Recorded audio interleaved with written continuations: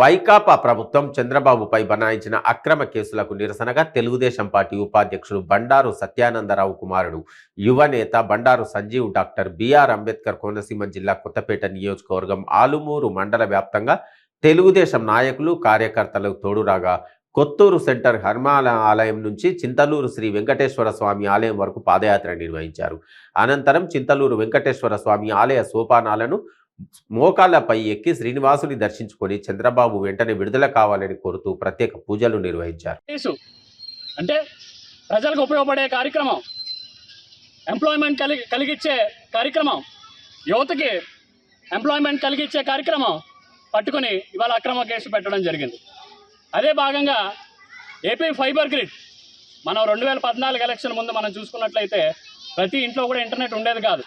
ఈరోజు ప్రతి గ్రామంలో ఒక చిన్న ఇంటికి వెళ్ళినా సరే వాళ్ళ ఏపీ ఫైబర్ గ్రిడ్ ఉండి ఎంతో విధంగా ప్రజలకు ఉపయోగపడుతుంది.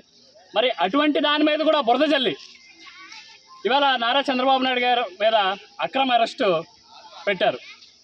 5,000 10,000 వాలంటీర్కి ఇవ్వడం అనేది ఒక బ్యాంక్ క్లర్క్గానే అందుతుంది. అది గొప్ప కాదు.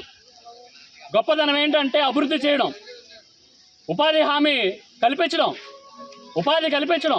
ఇండస్ట్రీలు పట్టుకురావడం, మన కొత్తగా ఏర్పడిన ఈ రాష్ట్రానికి ఒక క్యాపిటల్ అంటూ నిర్మించడం, అక్కడ కంపెనీలు తీసుకురావడం, ఎన్నో అవకాశాలు కల్పించడం.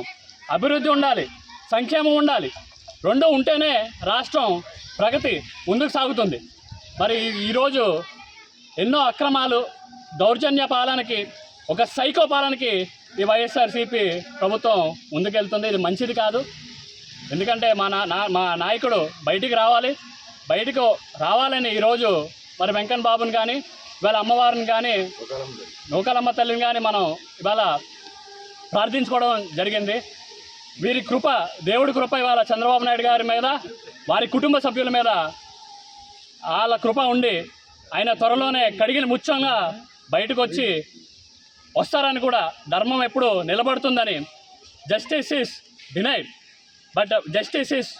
బట్ నాట్ డినైడ్ అన్న ఒక నిదర్శనాన్ని నమ్ముతూ ఈరోజు ఆయన విడుదల అయ్యే వరకు కూడా ఈ నిరసన కార్యక్రమాలు చేస్తామని ఈ సందర్భంగా తెలియజేసుకుంటున్నాను.